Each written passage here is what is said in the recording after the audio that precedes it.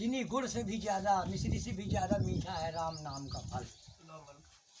मानते हैं? अब भगवान आते हैं लेकिन उन्हें प्रेम से बुलाओ तब आते हैं। बढ़िया भंडारा करेंगे सब भगत लोगों की कृपा से।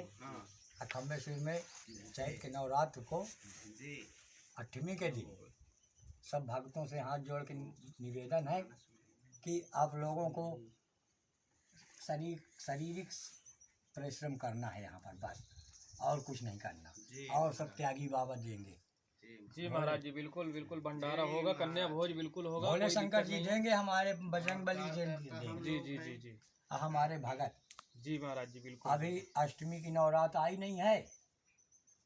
कहते हैं कि बालक गर्भ में रहता है, अभी जमीन में नहीं आया, लेकिन उसकी खाने की व्यवस्था भगवान ने 10 साल पहले न कर दिया। समझ रहे हो? बालक पैदा होगा, माँ का दूध पिएगा कि नहीं पिएगा?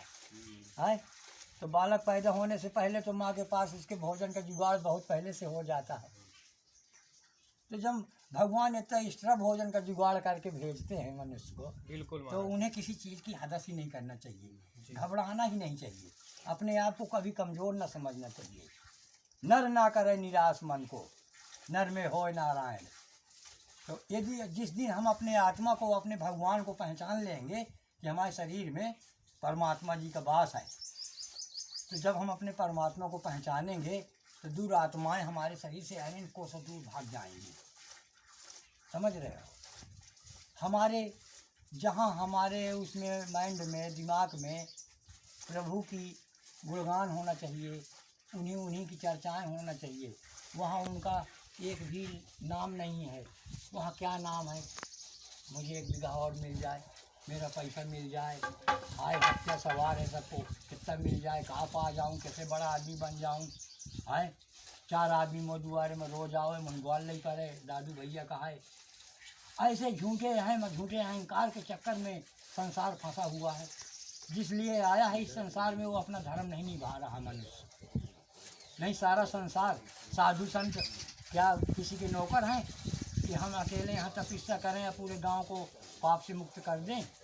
गांव का फर्ज कुछ नहीं बनता।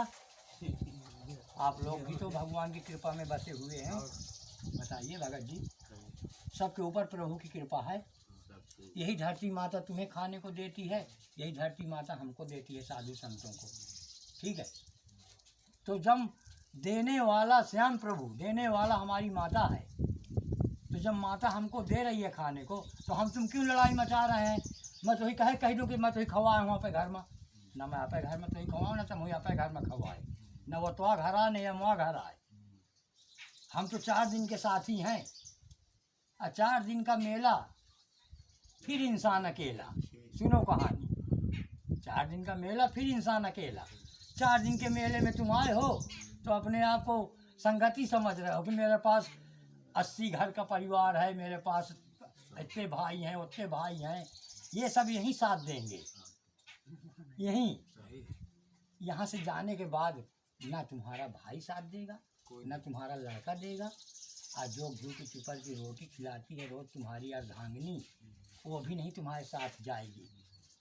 ये तुम कहते हो कि नहीं मैं सबसे ज़्यादा अपने घर वाली से प्यार करता हूँ, उसके छोड़ के किसी को नहीं चाहता, मैं अंधा हो गया। भगवान में इतना ध्यान नहीं लगाया इंसान जितना साला इस चमड़ी में लगा दिया, मरी चमड़ी में। ये मरलोक है। यहाँ जो इंसान आया है ये मरलोक है। यहाँ मरने के लिए आए हैं हम, तुम जीने के लिए नहीं आए हैं। जिएंगे कब?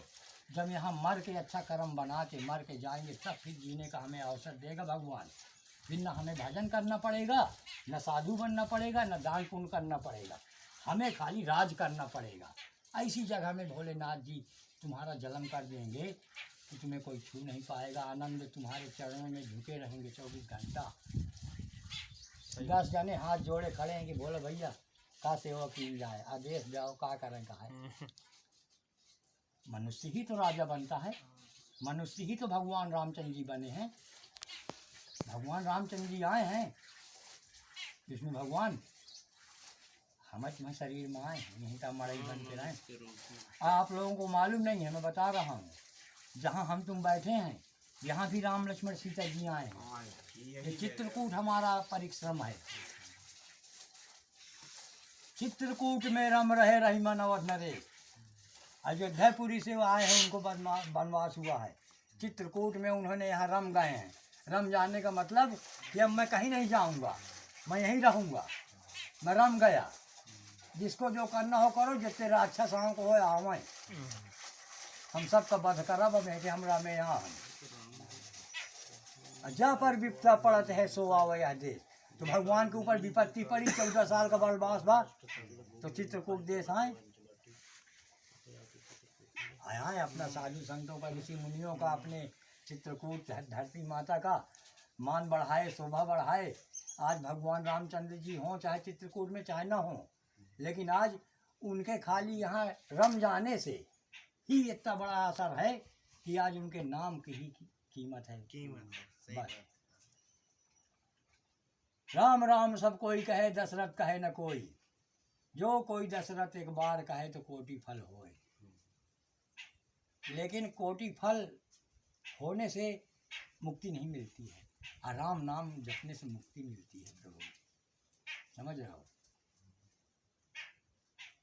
राम नाम से मुक्ति है, पैसे से सब काम है। ये पैसा कौड़ी जो माया है ना, ये भी एक शक्ति है। उन्हीं प्रभु हरि की ही बनाई शक्ति है कि जाओ तुम उन लोगों को संभालना जो हम लोगों के धर्म के खिलाफ चल रहे हैं, जो साधु संतों को, भगवान को नहीं मानते, गाली गलौज करते हैं, ईसा में रहते हैं, अपना पेट भरने में रहते हैं, किसी भूखे को खिलाना नहीं जानते, किसी की व्यवस्था नहीं जानते, बेबसी नहीं जानते। ये संसार की रीति है प्रभु। हम लोग साधु संत हैं, जहाँ तक हो सकता है तो हम भगत लोगों को समझाते रहते हैं, ज्ञान देते रहते हैं। बिल्कुल महाराज जी। अब आगे कोई डंडा लेके या कान पकड़ के नहीं समझा सकता, नहीं हमारे कान पकड़ जाए। सही है, सही, बिल्कुल सत्य बात है महाराज जी। बताइएगा बिल्कुल। अगर हम किसी को अच्छा समझाने लगे तो हमें को उल्टा ज्ञान देने लगते। जब वो हमें उल्टा ज्ञान देने लगते हैं तो हम उन्हें अपना गुरु बना के प्रणाम करके चल देते हैं। जब गुरु से क्या प्रश्न करना है, गुरु से बड़ा ना कोई। अब ये गुरु बन गया, इससे बड़ा कोई है ही नहीं। हम जब रही थे आगे, अब मरी। सही। तो समझदारी ये है कि अब हम इसको प्रणाम करें, हम अपना रास्ता देखें।